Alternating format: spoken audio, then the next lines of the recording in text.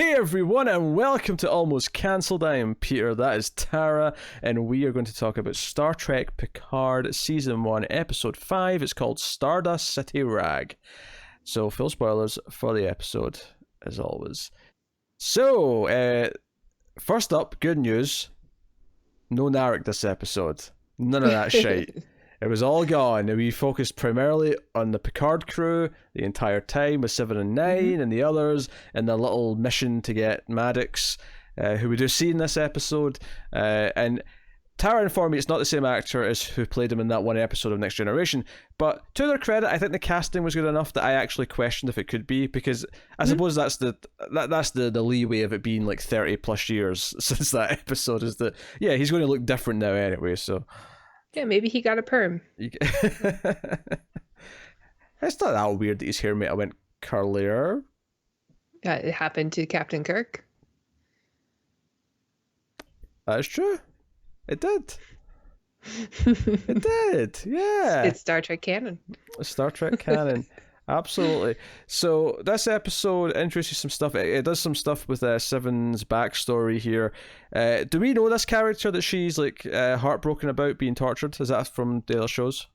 Yes. I don't think he's from very much of Voyager though. Like maybe the last season. Okay, sure. I'm not really sure.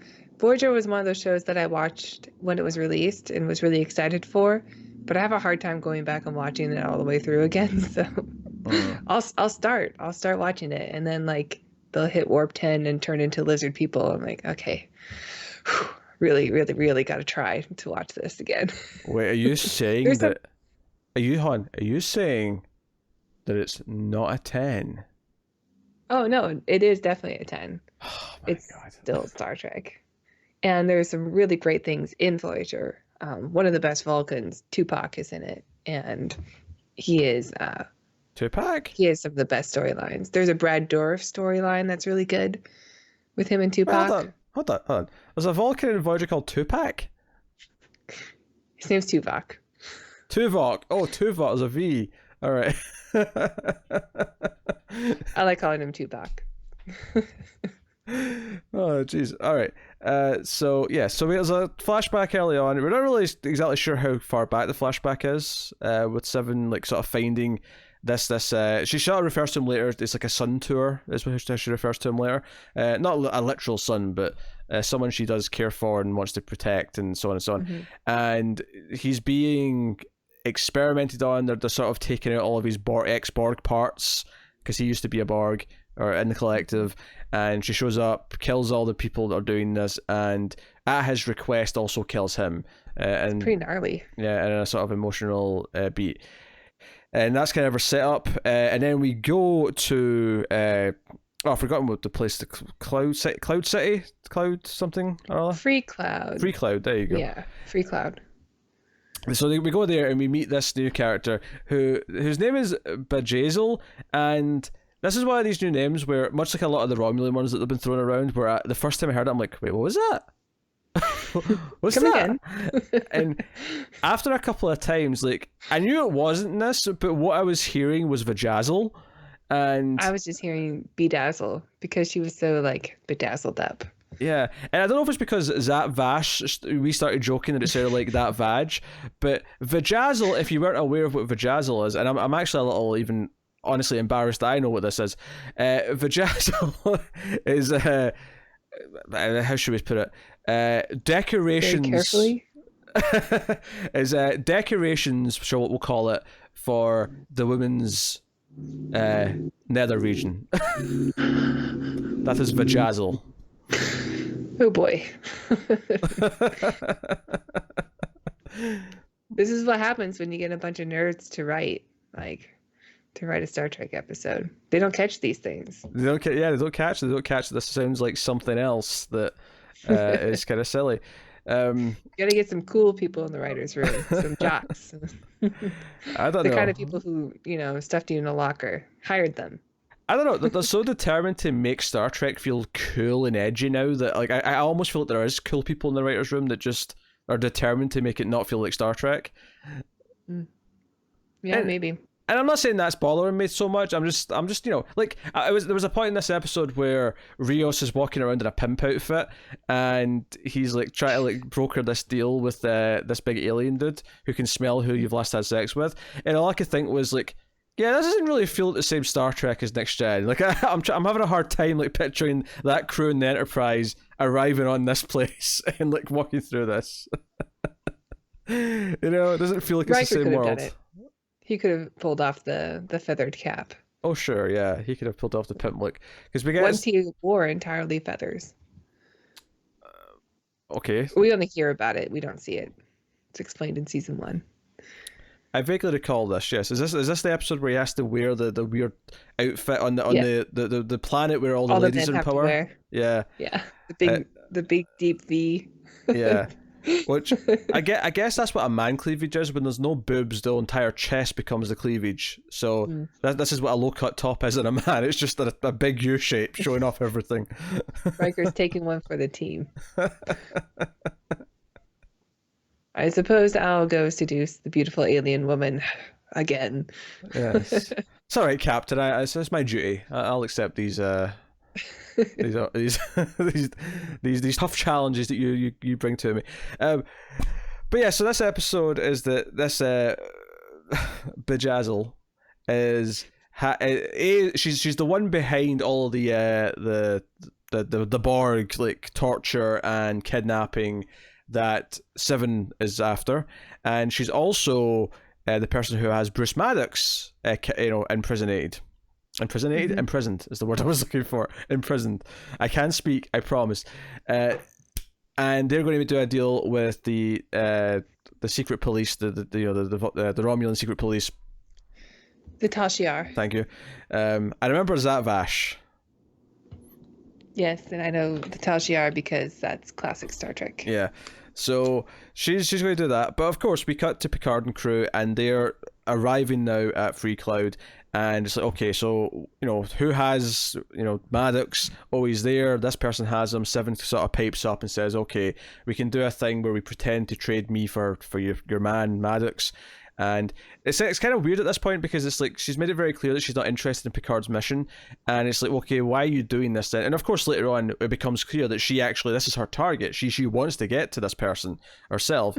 I did think it was a bit strange that no one really questions this too much, like especially Picard. They sort of questioned her, and she gives them a response like, oh well, when the Federation gave up on everyone else in space, in whatever the Alpha Quadrant, then us renegades had to like start our own police out here, and I just so used to doing the right thing. They're called the Rangers. Like she's part of a group called the Rangers, who are kind of basically like sort of organized vigilantes who police this part of space, because the Federation's basically given up on the whole thing. So yeah, that's just cool. That's a bit of mythology. They sort of explain that. It's all right. Like, I was wondering what 7 of 9 has been up to these days, and I suppose this could fit her character. I don't know. She was so like stoic in Voyager because she was still mostly Borg for. Well, I mean, in a mindset, she was still mostly just like a computer, and in this show, she's like, go, go, go. And I don't know, it'll take some getting used to, but I mean, I guess I don't have to unless she shows back up. I'm sure she will. I don't think they're interested in like this to not have her come back later, but I do feel like look, they set up some really interesting themes in this episode, which I like. There's a running gag in this episode actually that what's his face, Elnor, is feeling out of place. I actually like them. Yeah, because there's a moment when they first arrive at Freecloud where it's like hologram adverts pop up for everyone, and it's like Alison Pill, she's kind of scared of this big robot boxer and she has to punch it back, and the others get kind of annoyed at theirs. It seems like they're all based on like their search history or something about them, right? Because the captain, he runs a ship, so the red Bolian shows up. Bolians are normally blue. I guess the red Bolian is kind of a cool name. And who can like repair his ship, or Raffi gets like I don't know, someone trying to sell her weed or something. And what's the other one? There's What? another one that pops up for somebody else. I think it was just Rios again, was it not? Because he kind of hid it away. Yeah, Oh no, yeah. it was Rios no, it and was Picard. It Raffi. was Picard because it's like Oh, a Picard's like a tea. yeah, Combine and have different types of tea. It's all proper. yeah, and And yeah, Elsa Pill has like has the robot one because she's into robotics. yeah, and Elnor is like, I didn't get one. Why did I But get it one? makes sense because he doesn't have any history. But Like no one knows who he is, or he's so far behind in everything though, because later on we get to the point, okay, this is what the plan's going to be, and it does that heist movie thing where it's cutting between Raffi explaining the plan to them as they're setting up to the actual plan happening later on, and like they're explaining like, okay, this is Rios' disguise, he's this broker who's going to go in and like set up the meeting, and like it's doing all this stuff, and halfway through the scene, Elnor just goes, "Oh, I get it, you're lying and saying you're someone that you're not." You know, it was a decent laugh, you know? yeah, yeah. Well, because he also comes from like a cult of people who only tell the truth. Yeah, so that's kind of a The running ray gag throughout the episode. Romulan warrior nuns. The Romulan warrior nuns, as we met last episode. And I like that running gag. You know, later on when the ruse all falls apart, and he's like, "Are we still pretending?" And he's like, "No, we've only just stopped for the first time." Which is a dig at Seven because she was telling fibs about, or not even telling fibs, just withholding some information that was key to her motivations and the scene. I love how over the top Picard is when they get to the planet too. He's like, "I'm going to get into character, and I've always wanted to be in Shakespeare or something." And yeah, and of course he's doing a French accent because he's doing like a French pirate thing because Yeah. he's got an eye patch on, and it's not good. And he gets really into it as well, to the point where it looks like 7 of 9 wants to deck him, because when he's like playing the part of the guy who owns like 7 of 9 and he's trying to trade her, he turns to her and goes, "She is disgusting and vile, and this is bug disgusting. She is scum of the galaxy, yes." And she just looks like she wants to headbutt him. It's great. Yeah. I love the idea of Picard being like an over the top actor in in the show though. Yeah, because I mentioned that 7 of 9 has like more working Borg like implants in her than anyone else. That speed, Yeah, ex because she was Borg. assimilated as a child. Yeah, I do think it's very interesting to me though that there is like enough people who used to be Borg that there's like an actual market for it. Okay, 7 of 9 special because she has so much. That implies that there's a reasonable amount of people who are ex Borg who have a normal amount of implants that are working. Right, and Picard is probably the first one, at least Yeah. human-wise. Yeah, because obviously that's obviously a big episode. In Do you think Next like Gen. Yeah. when they acknowledge each other, because I can't remember if they've ever really met, do they know each other because of the collective mindset? Like because she would have been a Borg at the time he was Locutus of Borg. And just because of that, like they sort of know each other. I'd never thought of that, but partly because I didn't know if they'd met in person in the shows. So I don't think so. Or the movies, even maybe I showed up in one of those. But that wasn't my impression from the scene. The way that he addressed her last week and then this episode, it felt more like they have met. But that was just the way that the dialogue felt to me. I mean, if it turns out to be what you're saying, that's actually quite cool. But I never really got that from the dialogue itself. What I did like about their interaction, though, is for the last time they beam up to the ship and they get everyone out, and she agrees to let everyone beam out and not go for revenge, at least right away, because she goes back down with 2 phasers and goes out guns blazing, like a badass. She has this moment where like ever since you became human again, did you feel like you regained your humanity? And he's like, yes, and she's like, but all of it? And he's like, well, no, but I'm still trying. And she's like, yeah, every day, me too. So every damn day. So it's this kind of moment that sets up this sort of motivation for both of them, which I think is nice. It gives them something to bond over. They've got this shared experience that most people can't relate to, and that's kind of special. So I like that part of it. And the actual heist or whatever. There's some fun stuff in there with Rios talking to the big alien dude. Uh, I wish there were more aliens. I mean, we're sure. on an alien planet. Like, I looked for them. Like, there's a lot of people in heavy like makeup and like Mm. flourishy clothing, but I really only noticed the one alien. Yeah, given the budget this show seems to have, it's kind of weird that they didn't just put a few more people in, like, you know. Yeah, have some Booleans. Mm, yeah. There were a couple of Easter eggs I saw when they were coming down to the planet and into that like Las Vegas area type thing. There was a Mott's like hair, I don't know if it was hair extensions or like hair experiment. I couldn't quite read it. But Mott is the Boolean who is on the Enterprise D, and he's the barber. And Mm. you'll see him eventually. I'm not quite sure what season he shows up. Probably season 5. Everything is season 5 in my brain. And let's see. There is also Quark's Bar. The name of the bar is Quark's Bar. And when the alien that can smell a lie is talking about Rios's credentials, he says a certain Ferenginar was vouched for you basically because of your dealings with the Breen, and the Ferenginar guy that they're talking about is clearly Quark. And the Breen is a species that has been around forever in Star Trek, I think. Well, definitely Deep Space Nine. Interesting. Yeah. Although you say Breen, all I can think about is Neil Breen, and that's a dark and dangerous place for your mind to go. Neil Breen, if you didn't know, take your word for it.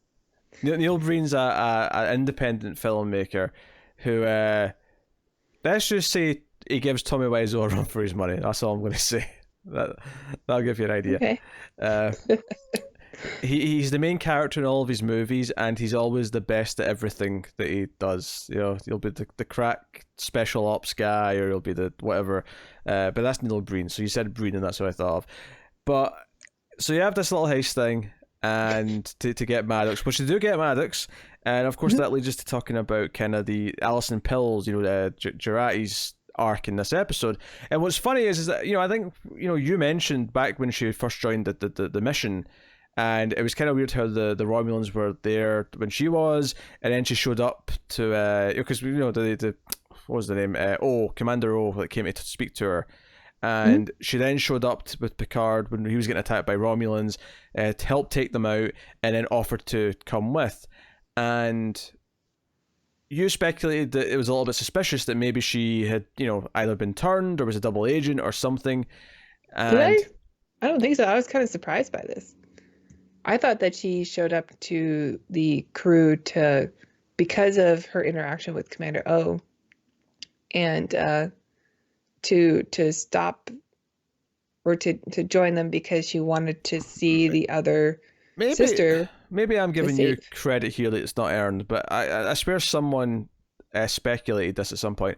But regardless, I'm not necessarily convinced that she is a double agent per se, given the end of this episode. However, no, I really like the things that she says in here, though, like, because they set her up as having a romantic history with Maddox. Yeah, well, that's the first thing. Yeah, we see her watching like an old home movie essentially of her and Maddox, and I'm like, and Jurati, as we established last episode, is Tara's age, and she's with this 66-year-old man, whatever he is. Hey, if they still got it. And he's making cookies, and he has the replicator. Do you know in the Last Next Gen? I mean, I don't know if you listened to the Last Next Gen episode yet, but me and Carr had a debate at one point, but I cut out a lot of it because it went back and forth, and he was dead wrong. But he refused to. No, I haven't. He refused to, because I was like, I was trying to think of the name of the what makes the food, right? And I was like, I can't remember the word.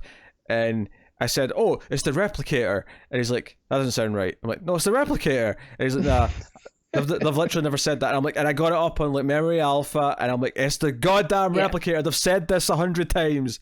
And Memory Alpha used to be my homepage. So yes, but instead of just getting the replicator to make cookies, he got the replicator to make all the ingredients for the cookies, and then made the cookies himself. Which she thinks. I thought that was cute. It was a cute little character beat for them. Yeah, it was a sweet home video thing. Yeah, he wants to make it. He wants to actually go through the process, and it does stand to reason that the replicators would just make the exact same cookie every time, whereas there'd be no like variation to recipe amounts or anything like that, or whatever could make a different type of cookie. But so that was like, okay, all right, there was a romantic interest, and I didn't actually know how to feel about that in and of itself. I was just kind of like, okay, I'll see what it does with this. That's fine. We'll go. But then, I thought they were setting her up with Rios, like. Well, they had like some awkward moments together. There's another moment in this episode where after the robot thing where they're saying, no, you have to punch it in the head. Just punch it away and it'll go away. And after she does it, Rios kind of comes up and goes, look at you, that was great. And, she sort of does a little fake boxing thing with him and he kind of pretends to be scared of her. And it was just a little awkward, like, he's clearly flirting, right? This is a flirtatious interaction. Yeah, I was picking up on that. Yeah. So okay, this is like, and obviously McIntyre's like, oh, don't be a love triangle, don't make this a love triangle, please don't. Well, also, she's been keeping this a secret from everybody. Oh, she has, yeah. But that doesn't alleviate my fear that it could turn into a love triangle. Well, I don't think that's going to be an issue now. Oh no, it's not. But like that was there was a fleeting concern when they introduced this was a romantic thing. I was like, okay, I understand. But yeah, so this is the thing, is that right before the big thing happens at the end where they've got Maddox back and he's on the med bay table and Picard's talking to him, and we'll talk about what they spoke about in a second because there's some interesting tidbits in there. But like she's listening to it and she's like, eavesdropping, and I thought, you know what, maybe there is something to her maybe have been turned by Romulans, because the way she's listening here feels kind of suspicious. It looks kind of nefarious. Yeah, like this is her, love who has been tortured or something and is dying, and she's not at his side. That's a little odd. I mean, it's not odd for Picard because he doesn't know that they're a thing. Well, it's not even that. It's the way it's framed and shot. Like it's just a classic sort of villainous. Like it's the actual filmmaking was saying this is a little bit villainous. There's something going on here, and then she comes up to him afterwards and she's speaking to him. And what's interesting is that her dialogue to me implies not that she's working for the Romulans, but that Commander O told her the truth, and that truth, whatever it is, has convinced her that not only should Soji be killed, that she's willing to kill Maddox as part of the mission, as part of what she believes in. Someone that she's in love with. She's willing to murder him because for the greater good, it seems, and her entire career. This is the thing that she's been working for her whole life. Which justifies introducing the love angle earlier on in the episode, because it makes this clearer what this means to her. Because I also love the little note that when she's stressing out about not being able to use the transporter correctly, that the EMH just pops up and is like, we understand. Like, what's the nature of your psychological stress? And she's like, deactivate EMH. I love that it like activates automatically when it senses a crew member is in distress, and then that pays off later in the scene when she has to kill him and he pops up again saying, what's the nature of your psychological stress? It does two things. One is that showing that this was a romantic interest for her sells us that whatever she saw, she believes so devoutly that it's beyond just what her personal feelings are. I think that is super fascinating. Because if we didn't get that part, if we didn't get the romance angle with Maddox, okay, this is a big deal. She doesn't come across as a murderer, right? She never has. She's never come across as someone who's ever killed anyone before.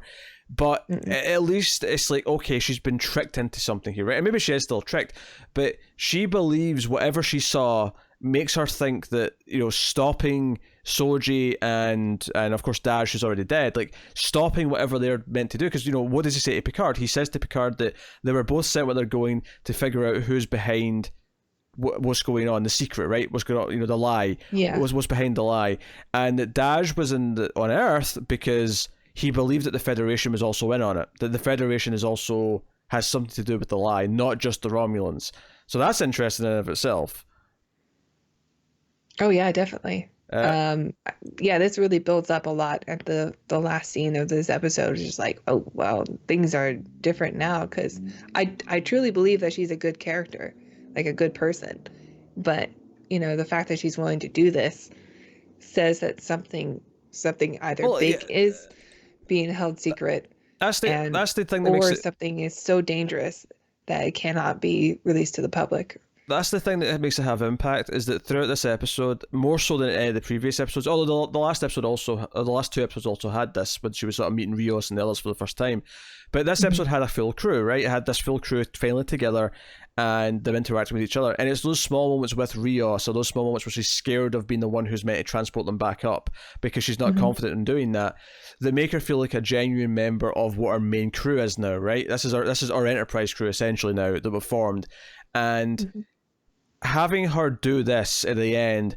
but also having us believe that we don't, because again, we know her well enough that I don't believe she's evil. I don't believe that she's just a bad character now.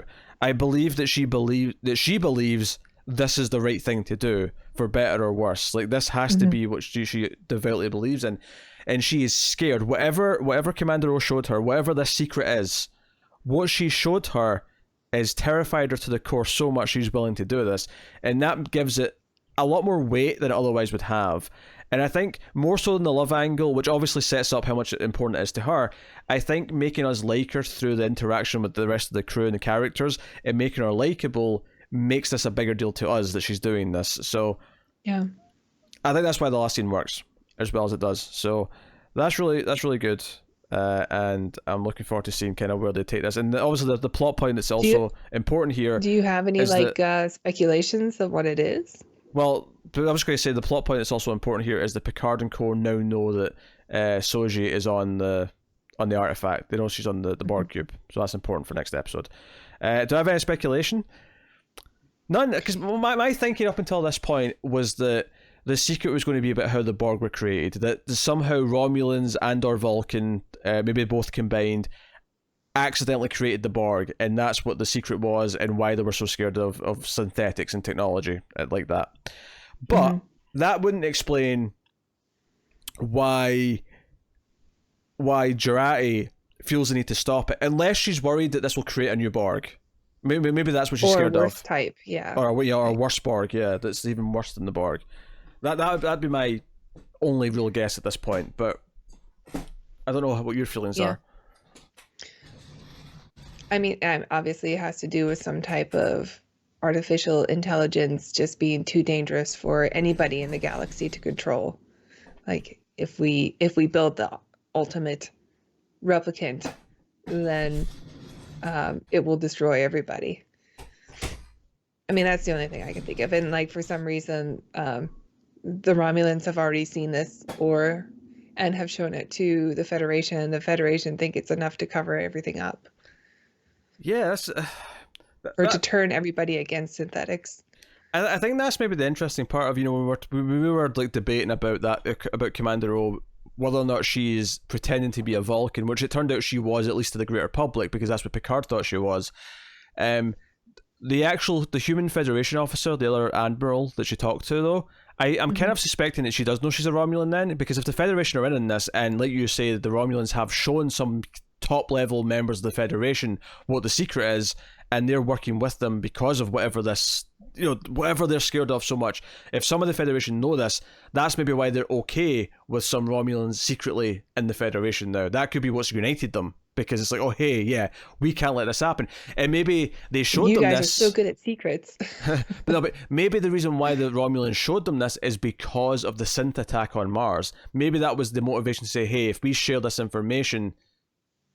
Well, it sounds like the synth attack was planned by the Federation. Oh, to scare everyone out of using synthetics. Yeah, and the Romulans planned it with the Federation. It would be a good alibi because obviously Romulans were evacuating Romulus, so it wouldn't make sense for them to attack their own people at that time. They're sort of an endangered species at this point. But yeah, but this also led to Romulus not being helped by the Federation, so there is kind of a big downside for Romulans doing that. Maybe for the greater good. I guess. To not bring around the destroyer. That doesn't make a whole lot of sense right now, though, so they're going to have to give me more to justify that, if that's the case. Maybe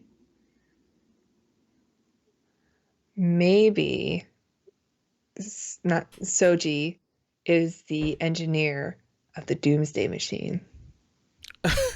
Oh, the one from the original series. Maybe that's just the course that all galaxies take. eventually. Because, I mean, we never knew the origin We of that invent thing. AI invents a doomsday machine. Because that one is not ours, the one from the original series. That one came from another galaxy after it ran out of things to eat. Yeah, but we never knew where it came. We knew it came from another galaxy, but we didn't know where. We didn't know how it created or anything like that. It was a complete mystery. Mm-hmm. Yeah, I guess they could do something like that in a weird way. It's our own version. Yeah. Ultimately, all intelligence will inevitably destroy itself somehow. Yeah, just like humans. Mm-hmm. Yeah, I don't suspect we'll make it. I used to think so. Yeah. Times are tough. Maybe they'll do something like that. Maybe they'll do something that ties it into something else from past Star Trek. Although I feel like given I don't need it to. No, I don't need it to, but I feel like given everything else it's tying into, though, I'd be surprised if it was something from the original series, because everything has been about tying into stuff from Next Gen and post Next Gen. Ooh, maybe Soji creates the Q continuum. So no, Those mischievous. I mean, they're really selling what this secret is, because it was already something that we knew the Romulans were terrified of, but turning someone like Jurati, who seems to be a very innocent, likable person, into someone who's willing to kill Maddox, and especially since you consider the idea that she doesn't even try to convince him to stop what he's doing. She doesn't even try and say, maybe if he knows the truth, he'll just stop. He'll help me now. He'll help stop this. Maybe it's because she knows what he's like, and she knows that he's devout to this. Like he sees these androids as his children. That's how he talks about them. Yeah, and he says, it's thanks to you. Also, your work was essential. And she's like, one more thing I have to atone for. Like she really. Yeah, she regrets it deeply. I mean, that's what that means. She wants to atone for it. So, it's quite fascinating. So yeah, for the most, I like this episode more than last week for sure. A lot more interesting stuff happening here. Teasing. It was pretty goofy, but I didn't mind. Yeah, teasing the bigger stuff. The little heist stuff was fun. Yeah, Raffi had some good moments too. Well, honestly, the one thing I don't like about this episode is Raffi's scene with her son on Freecloud. I kind of hated this scene for a couple of reasons. So we knew she was wanting to come to Freecloud. She helped set up this plan, but we knew she was coming here for some other reason, and she was going to leave everyone and go on her own way. And we suspected that she'll probably end up back with the crew somehow. We don't know how, but she will. Oh yeah. And she beams down. She says bye to Picard, and they have kind of a touching moment. And where Picard's like, well, I genuinely hope you find whatever you're looking for. I'm going to miss you being part of the crew, yada, yada, yada. And she beams down, and she goes and finds her son, who is, in his mid-20s or whatever. And he's not happy to see her. And because she kind of neglected him and his father when she was in Starfleet, and everything was more important than them. And when he kind of gets her talking about the current conspiracy, and she still obviously clearly believes there's a conspiracy, this just upsets him more. It's like he's got an alcoholic. I mean, actually, at one point she mentions she's clean and she has a history with drugs. Yeah. But I mean, forgetting just that part, just to go with the analogy of it's like an addict saying that they still believe in what they're addicted to, kind of thing. That's what it kind of made me think of. Where so she's not changed. This conspiracy caused her to relapse into some sort of substance abuse and ignore her family, her husband and her son. Yeah, and she's so anti-Romulan. Yeah, he basically just says he doesn't want anything to do with her. She should get lost. She does end up meeting her daughter-in-law, I guess, before she goes, but he makes it very clear that she's not sticking around. She has to leave. So, and we don't see her again. We just hear later on that we've got a stowaway, as Rios puts it, and Picard goes to a door that's closed and just sort of says, Raffi, what's going on? And she's like, get lost or go away. And he's like, welcome back. She's embarrassed that she's back, but yeah. We knew it was going to happen. The reason why I didn't like the scene, though, where she's talking to her son, one, it turned up to 10 in the drama scale so quickly for a character we'd never met. It had no impact to me. And two, the music was so overbearing. It's the second she looks at him. The music's not my favorite in this show. I actually like the main theme. It's starting to grow on me, but I don't. Sure. I don't like a lot of the score.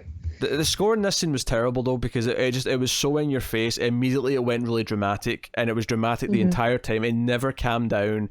It didn't let itself build, because you start quiet and build, and as the emotion rises, it didn't do that though. It was constantly just drama. I felt it a little bit when she was talking about being a grandma, and it hasn't met her she doesn't even know that it's a daughter.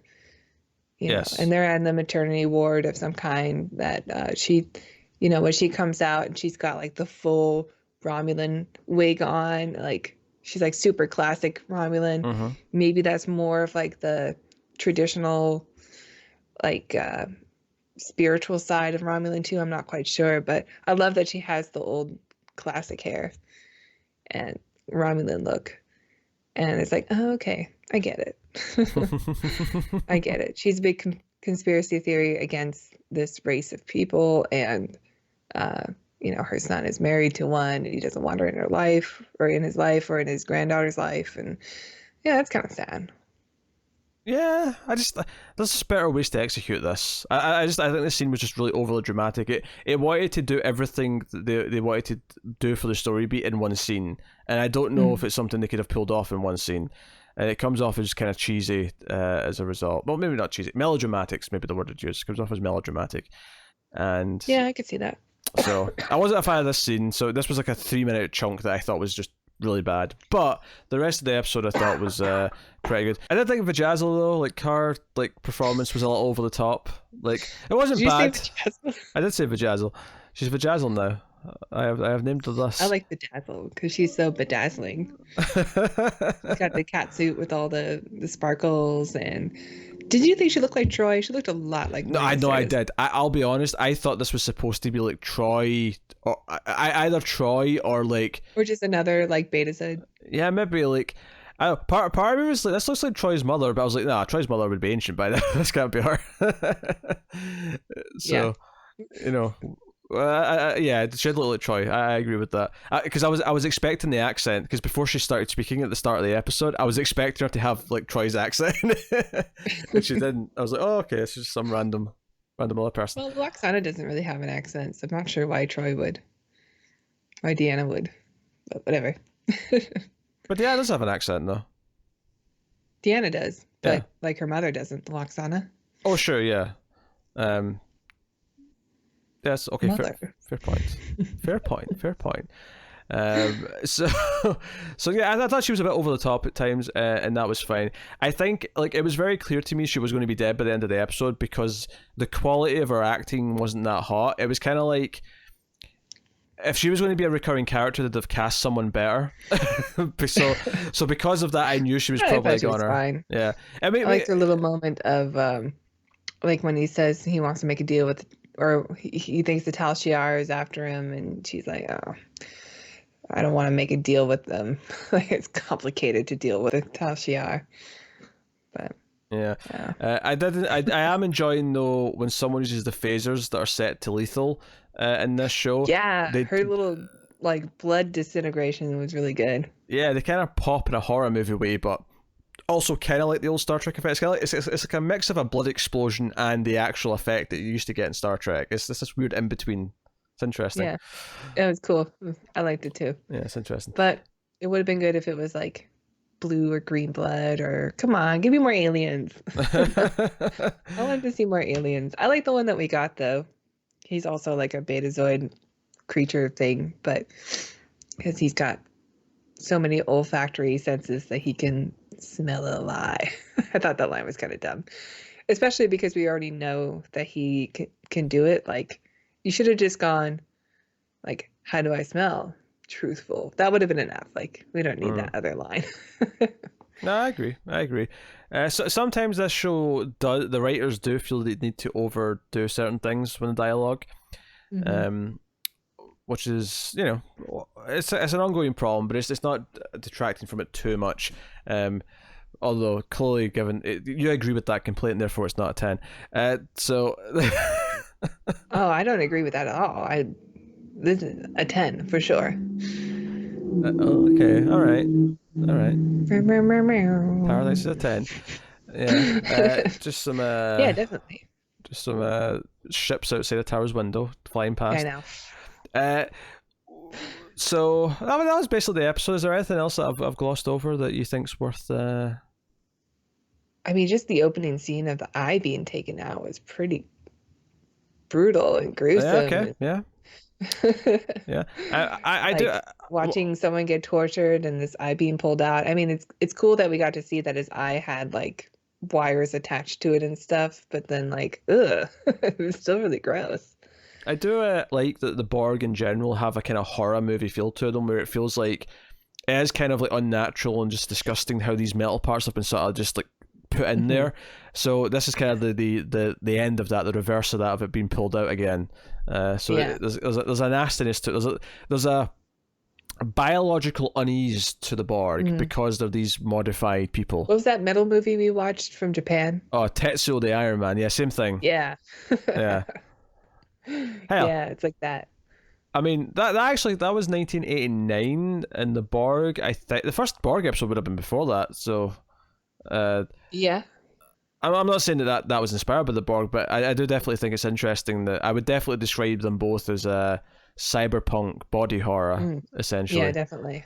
Obviously, Tetsuo goes way further with it than the Borg do. Oh, let's just say he's got some implants. So.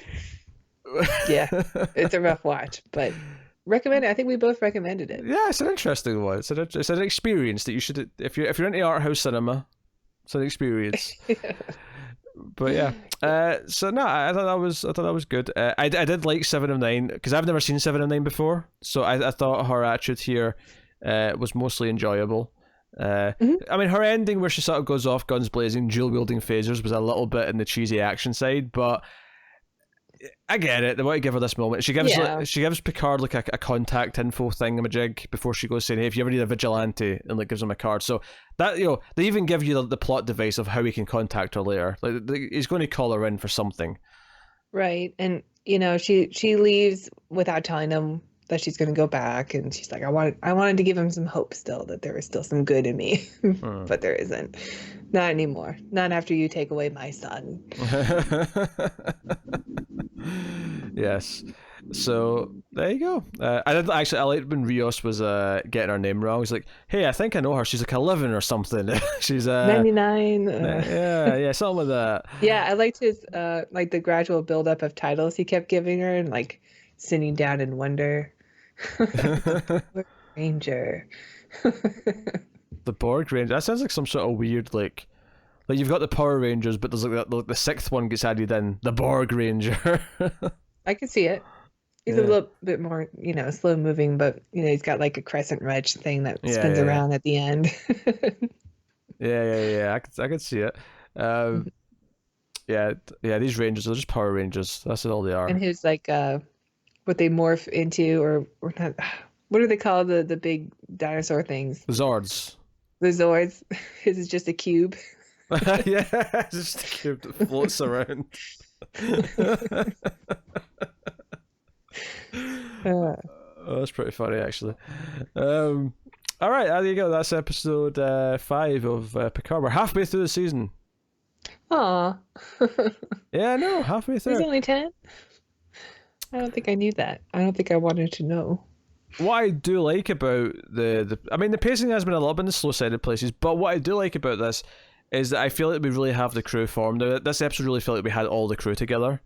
And them building off, them having a little heist plan together was really fun, and it makes me want to see Rios with Picard again, and Rios with Jurati again, and Jurati with Elron and Elnor, not Elron, Elnor. Elnor of Rivendell.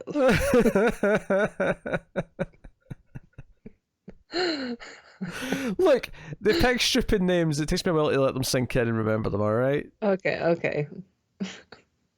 I like the episode too. I watched it twice. The first time, I don't know, like I cringed a little bit at the Vegas scenes, but the second time through, I'm like, oh, this is actually kind of fun. I'm into it. Oh yeah. And I love Jonathan Frakes, and he directed it, so it's a 10. I will say that the worst scene in the show is still the romantic sliding down the Borg floor scene from last episode. That scene is straight up garbage, and I will I will happily fight The little anyone. ice rink. Says otherwise. Anyway, that has been the Star Trek Picard review for the week. So thank you very much for joining us. You can let us know what you think of the episode in the comments below. You can like and subscribe, all that stuff. You can get us on the Twitters at mail_fuzz for channel updates. If you want to support the show, you can do that by rating the podcast on Apple Podcast. Give us 5 stars and a review. Helps more people find us. And check out the other TV reviews we've got on there, of course, of things like The Outsider. Me and Connor just did the first episode of Hunters from Amazon Prime. So some other shows that we're discussing on there if you want to check them out and see if we're into them and if we're going to continue them, that kind of thing. But of course, you can also support us financially. Tara, how can they do that?